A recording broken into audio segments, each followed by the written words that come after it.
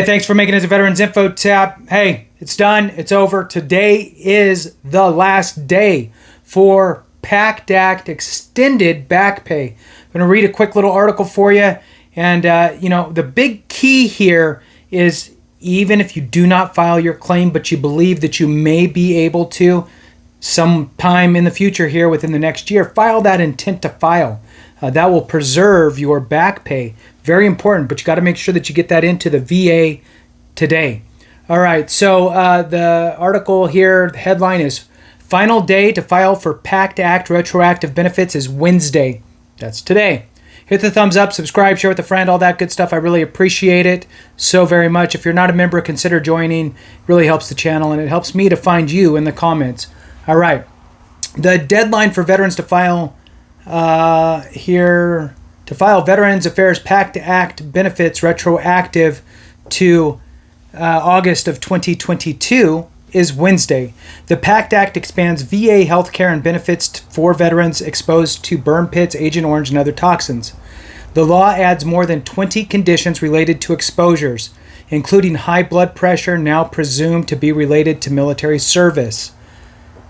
Before the act, veterans faced higher hurdles in order to demonstrate past toxic exposure. Veterans who begin the process of filing Pact Act claims, even just by completing a document showing intent to file, could receive benefits backdated 1 year to August 10th, 2022. Very important. Take this opportunity to file that intent to file if you served in any of the indicated places that are viewed in the Pact Act for presumptives. Read the presumptive list. If you have the ability to file your claim, sure, file it. But make sure, you only have today, and you got to make sure the VA gets it. Make sure, if you don't file your claim, make sure you file that intent to file. That intent to file is huge. What it will do is it will back pay you to August of 2022. So let me give you the quick example here. You file an intent to file. You take 10 months to get everything together to file your claim. You file your claim in 10 months from your intent to file. Then let's say that it takes another 10 months for the VA to decide your claim. Once they decide your claim, the VA will back pay you the time that they took to process your claim, that 10 months, plus back pay you the 10 months that you had your intent to file in place.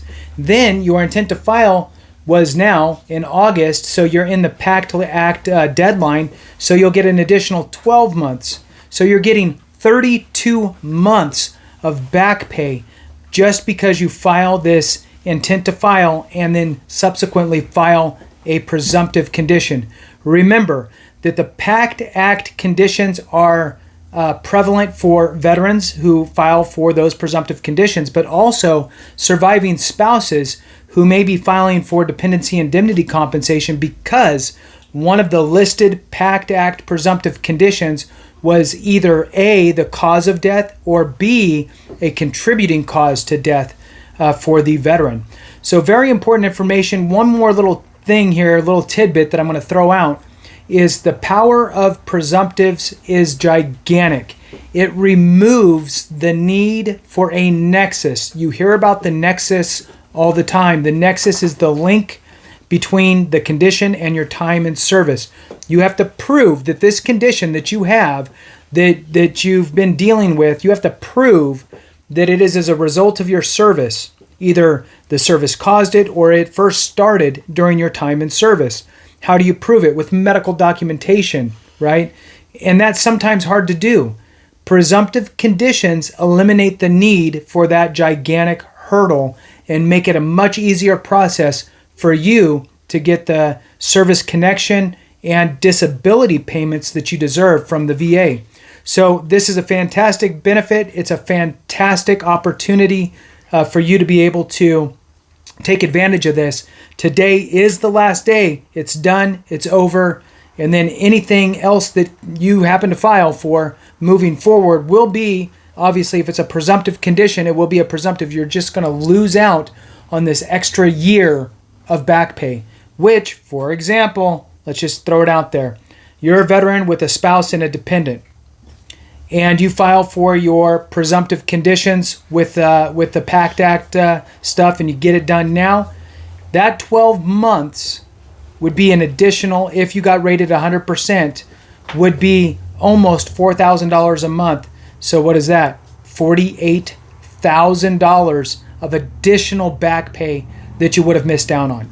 So my words of advice here are, if you served in any of the designated areas, file an intent to file. Just in case something pops up in the next year, you've now preserved that entire back pay for August 23 back to August 22, and you have your whole year of an intent to file in place, so you effectively have up to the maximum of an additional 24 months of back pay, plus however long it takes the VA to do your claim.